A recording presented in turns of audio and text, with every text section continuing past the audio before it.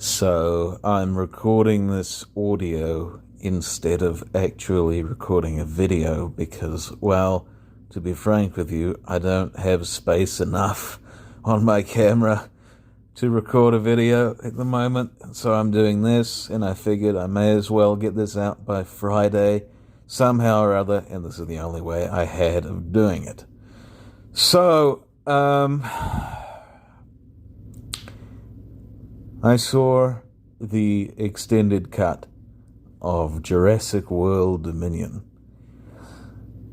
And as you know, I've loved the Jurassic Park films, all three of them that exist, my whole life. And basically, after Jurassic Park 3, and, you had to wait almost, well, pretty much a decade or more. And there was nothing after that. I pretty much figured, it's done.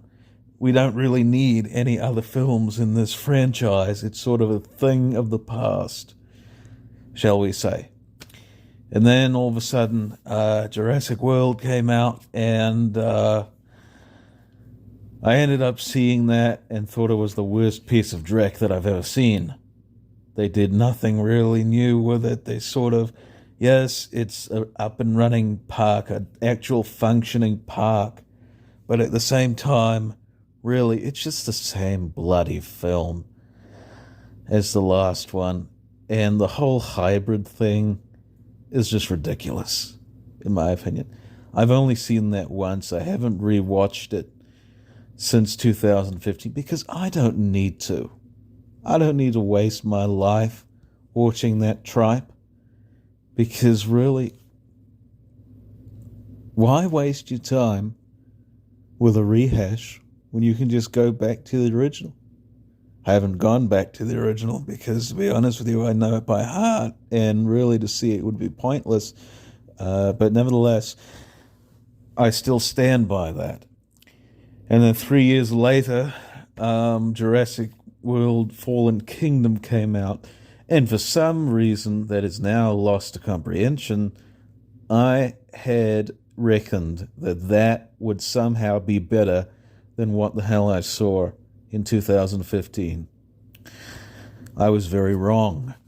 I had went to the cinema with my brother shortly after I got out of school for good, and I believe I wrote about it in a journal of mine back when I was journaling. I should really get back in the journaling because I find that, well, actually, these days, life is sort of stagnant. In fact, really, you could argue that I'm not particularly living, I'm existing at this stage, and that life is yet to begin for me. But nevertheless, the exact anecdote about that picture, that notion that I wrote, was that that film was about as dumb as a sack of stones and half as bright. And I have not seen that film since, nor do I plan to see it again, because really, how on earth could you make a film that's even worse than the previous one, which was already bad to begin with? I have no idea. And so, obviously, there was going to be a new Jurassic World film. It was, for a while, it was called Extinction, but then somehow or other, the name Dominion came into play, and I was a bit abstemious about it. I didn't necessarily think that it would be very good at all. I did hear quite a lot about the return of the legacy characters, I believe they're called now, and I got somewhat optimistic. My brother and I, when it was available for, I guess, streaming or whatnot, around the time it came out, 2022, so they attempted to watch it, and he was bored by it and decided not to pick it up again. And I pretty much followed suit, but at the same time I said, well, I've only just watched about half of this film. I cannot really judge it based on that. So I figured, I may as well try to see if I can give it a rewatch. And so last year, in January or so, I watched it. I did a whole video on it. I'll leave that down in the description. The theatrical cut, I actually thought was okay. It was, not that bad. It had problems, but at the same time, I wouldn't say that my time was wasted, but nevertheless, I did think somehow or other that it was way better than Jurassic World and leaps and bounds superior than Fallen Kingdom. And I had heard about the extended cut coming out, and also apparently Sam Neill had intimated there being a 5-hour version of the film. That would actually be a curious thing to see. Whether that exists or not, I have no idea. But it would certainly be interesting to investigate what a 5-hour version of that film would be. But nevertheless, I had really no way of accessing the extended cut. It was at my library, various libraries in my county, and the DVD sort of shifted in between, and it was a Blu-ray, really. I looked at it. It had one disc in there, and I couldn't tell if it had both versions on there or not, because one disc was missing or something or other, and then various other things happened to where I couldn't necessarily see it. But last week I ended up biting the bullet, as they say, and checked it out at the library, and it turned out that yes, indeed, it had both the theatrical and extended cut. Obviously, I was going to see the extended cut. And I decided to watch it just to see how it was. And my thoughts on Dominion in the theatrical version, how I thought it was all right. It was decent. I'm going to come out here and say that these people who say this is the worst Jurassic Park film that's ever been made, you need to go back and watch Jurassic World and Fallen Kingdom, because you have no idea what you're talking about. Because this film is just not that bad at all. In fact, I am willing to say that it stands on a par with the original 3 Jurassics. And you're going to say, oh, Miles, you're a traitor. You've been a devotee of the originals since practically you were born, and now basically you're a turncoat, and we're not going to associate with you any longer. How could you like a film that's this awful? Let me get into the reason. Because, well, it's not just because the legacy characters are returning. It's not because, well, it sort of captured... it did capture the spirit of basically what Jurassic Park was. It's not because, shall we say, it sort of instilled nostalgia about the whole thing through various references and all that, though it did do that. It's for a multitude of reasons. Because, well, I expressed some of them in that video. You can go back and watch that if you like. But this term gets thrown around far too much these days, and sort of for the wrong reasons, and that is updating a franchise for modern audiences. And this film, I think, did that in the proper sense of the word, in that while instead of being sort of a philosophical man plays God thing, that the original, even the original Michael Crichton book was.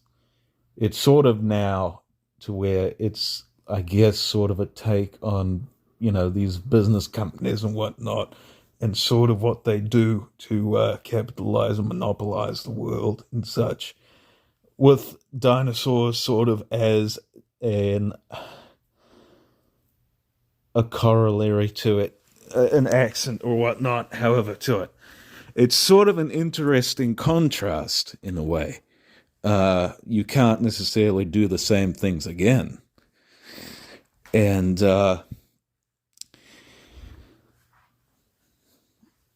at first, I thought the whole thing, when I heard about it, to be pretty ludicrous. But upon a second viewing, I thought it to be, I don't want to say genius, but, oh, well, it's just a natural progression.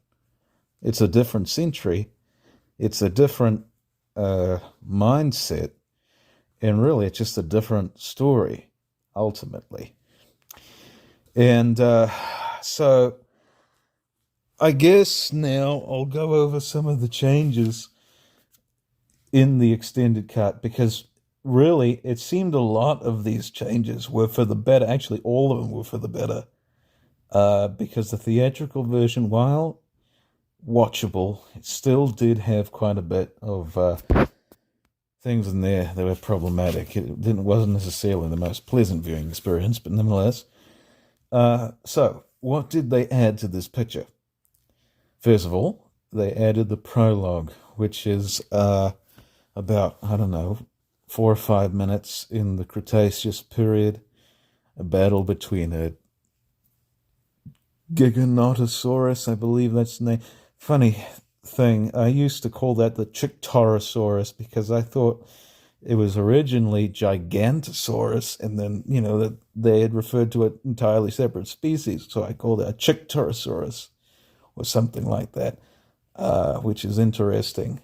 But that Chictorosaurus and the T-Rex, they sort of have a bit of a fight, and that sort of, I suppose, foreshadows what happens in the final act. And then also, which looked very well executed, I must say. To see that, to be honest, sort of made me feel like a kid again, especially the latter portion with the T-Rex just rampaging through the drive-in cinema. It really did feel like the Lost World Jurassic Park, and it was a better beginning than the original theatrical version, and a welcome addition. Also, the T-Rex in the prologue, at least the first iteration that died, did have feathers. And to be honest with you, I'm someone who doesn't believe that dinosaurs actually existed. There's just no rational, logical, biblical explanation for it. They are simply fantasy creatures, and they're very fascinating creatures. But I'm sorry, Ken Ham is wrong. They did not happen to get on the ark or anything like that, or not get on the ark or whatever.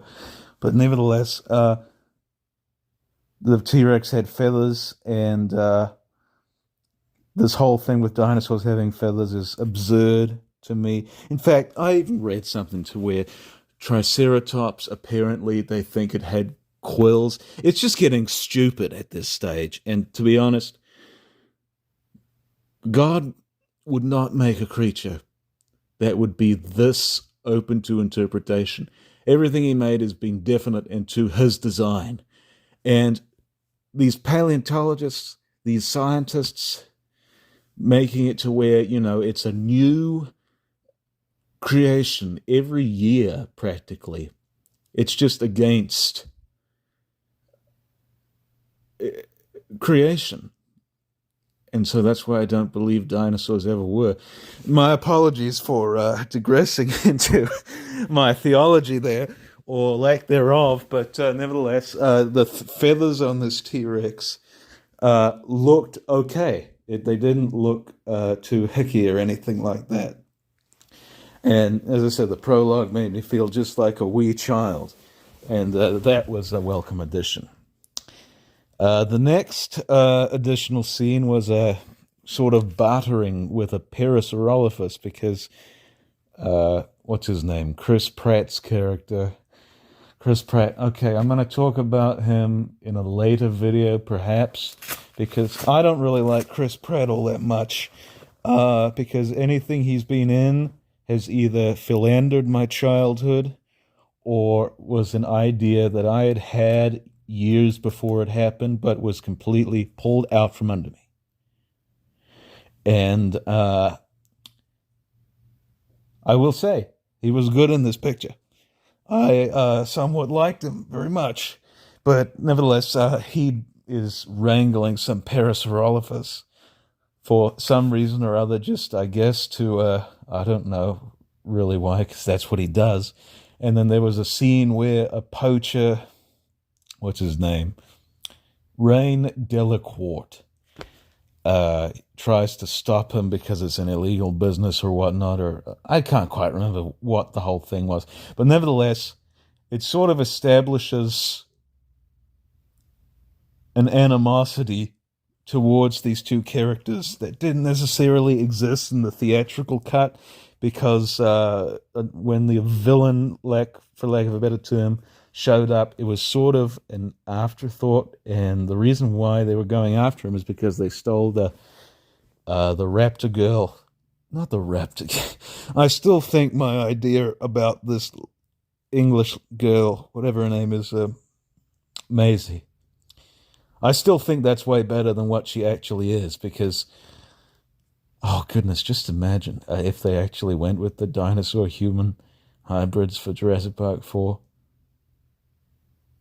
That would be, well, I don't know how it would be. It would be either be awesome or just awful, but still, they should have gone with that. But nevertheless, it does establish the characters more and gives him a reason why he would be hating. There'd be animosity towards this thing. A lot of as I said, most of these additions that I can find in this picture, and the reason why I find that this ranks alongside the original three, is the character work in here. There's a lot in here that expands on these characters to where you actually end up liking them and don't wish them to die. None of them do. At least not the main ones. But, they actually are made fairly tolerable. Let's see, there's another scene in here where Grant is at his dig site and he's giving this speech on why do we dig? Is it because of some purpose or other? I can't quite remember exactly how it goes, but nevertheless, he's giving this speech in a crater about why do we dig? And there's some girls off at the corner who interrupt him on, basically saying, this is what a T-Rex looks like. It's on, and they show it on their phones. It's been around since the 90s. It's sort of an amusing type of thing. It kind of gives a little bit of sort of a deprecation of the whole paleontology business. The fact that I used to want to be a paleontologist when I was a very tiny child is just absurd to me now, because really, it's the devil's business, I must say. It really is. I truly do believe now that dinosaurs were put on this earth by Lucifer to confuse us, because really, I can't make any sense of it at all. Why it is that these creatures were here supposedly. But nevertheless, that sort of scene was all right. It got a chuckle out of me, but it sort of brings it into the century almost, or whatnot, or the decade or whatnot. And that sort of made me smile. Or not smile, I don't know. It just it was an all right scene. It didn't need to be in there, but it was okay. Of course, Grant and Sattler are redeemed in here, and there's even one little. It's not even a scene, really. It's more like an accent to a scene, which is basically them cuddling a little bit, or her on his shoulder in the helicopter when they're headed to wherever it is they're headed. And it sort of foreshadows that, they will end up together, which is nice. And so there's that. Another thing. Okay, so another thing that was in this picture that kind of actually was hilarious almost was when the sequence in, what's it called, Malta, was kicking off, and it had the underground dinosaur trading facility, the black market for dinosaurs, whatever it is.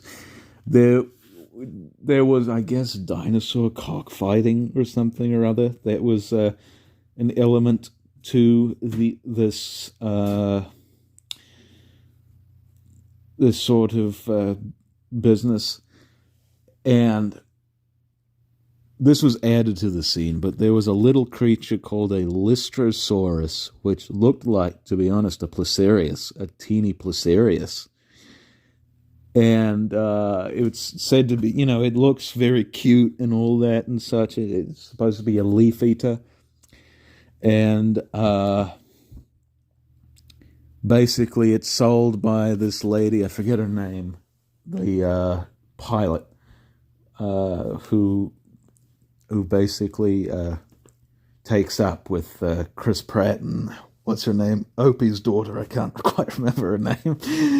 And basically she sells it off to this man who I guess wants to get more money out of these fights. And this teeny little cute little thing ends up fighting an oviraptor, which has feathers, looks completely stupid. I'm sorry. Scientific accuracy in dinosaurs.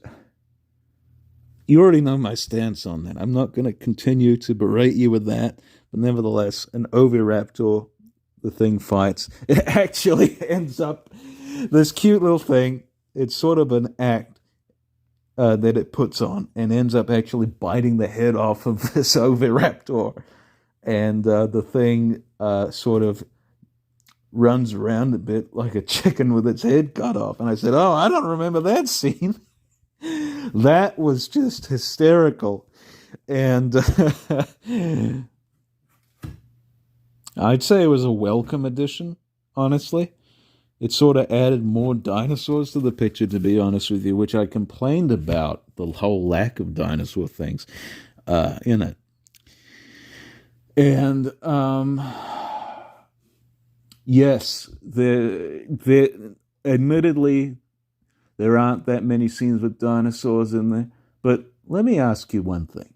Were there really that many in the original Jurassic Park? Or in The Lost World? That's a bad example, but nevertheless, in The Lost World? Or Jurassic Park 3?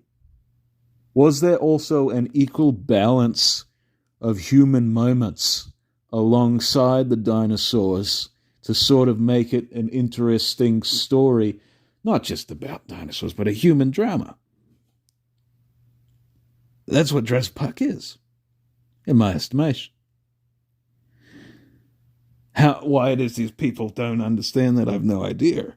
But nevertheless, the whole locust thing, I sort of brushed it off in my previous review and thought it to be completely stupid, and that, they should have gone with something different. But with seeing this extended version, I don't see how they could have done it any other way.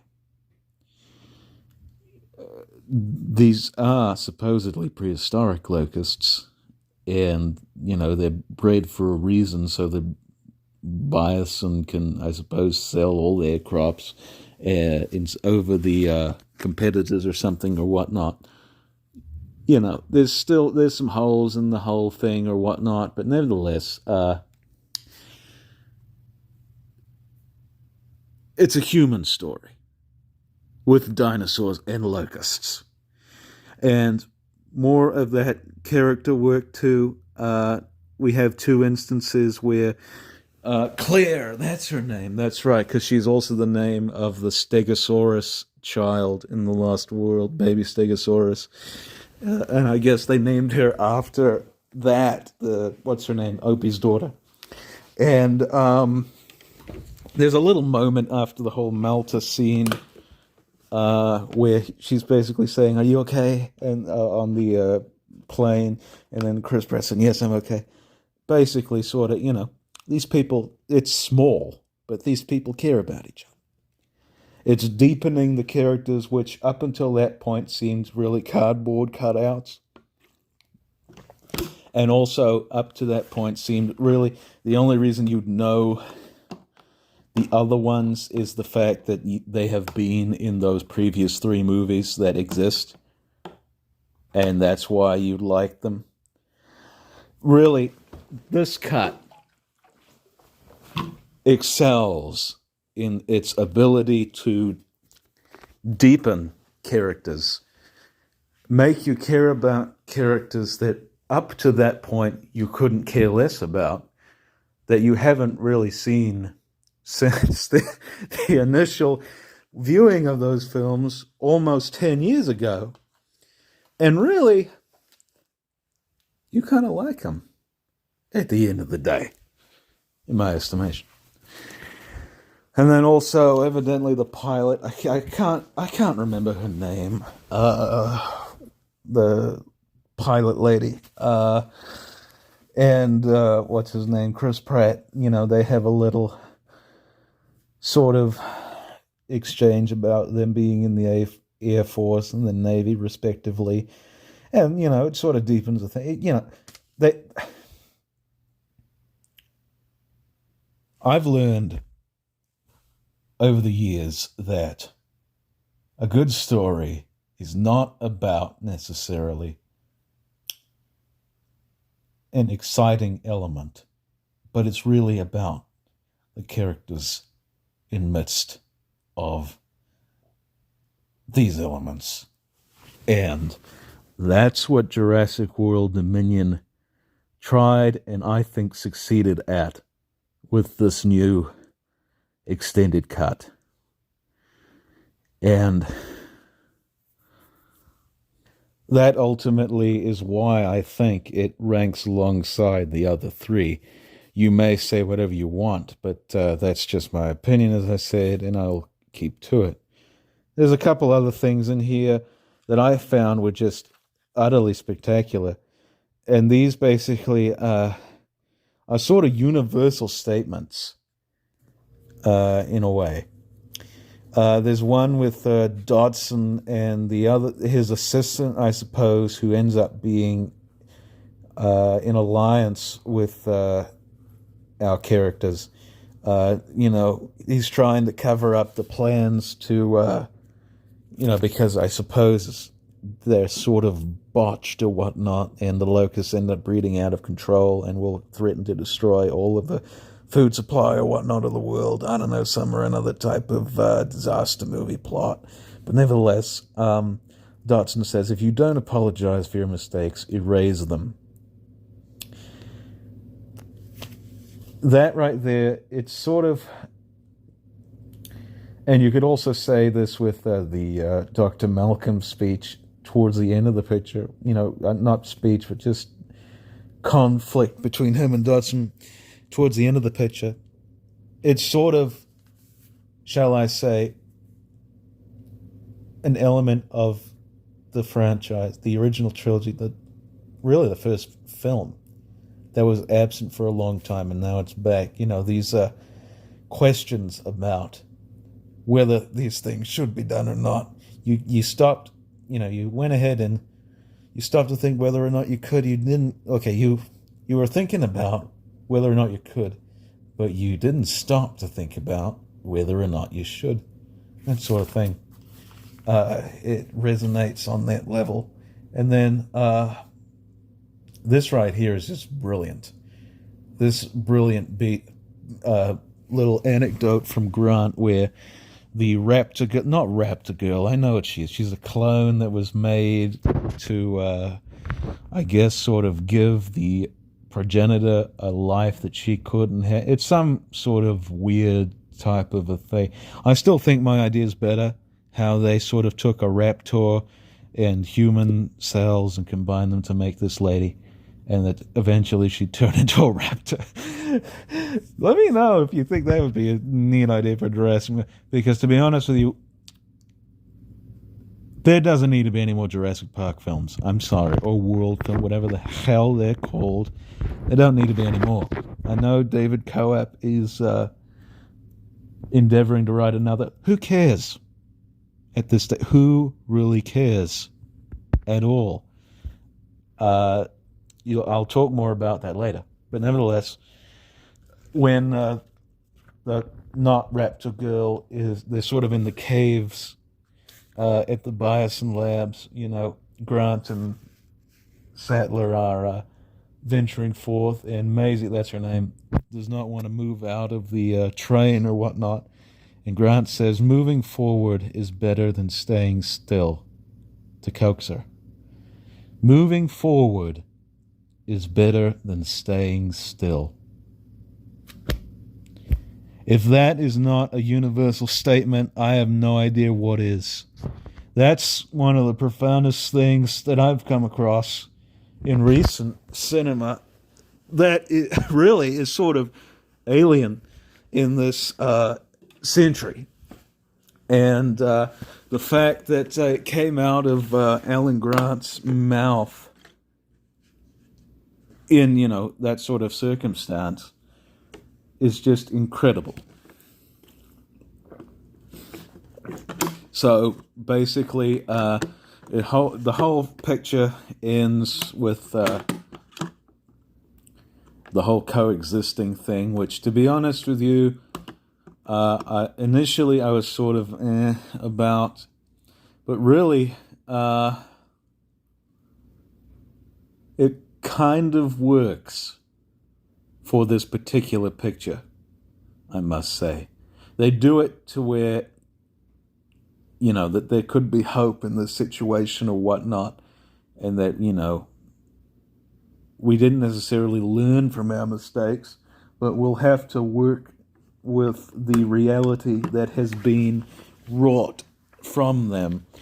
And I still think that, okay, so here's my canon.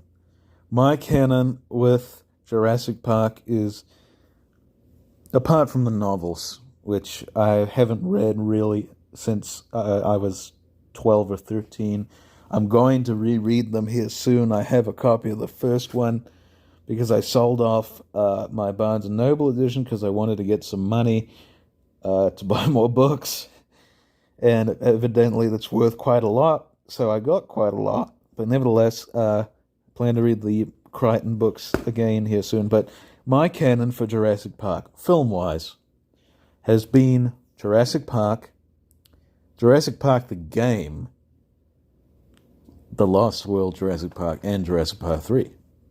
Now, Jurassic Park the game, the end of that basically takes place between, well, basically during and mostly after the first film.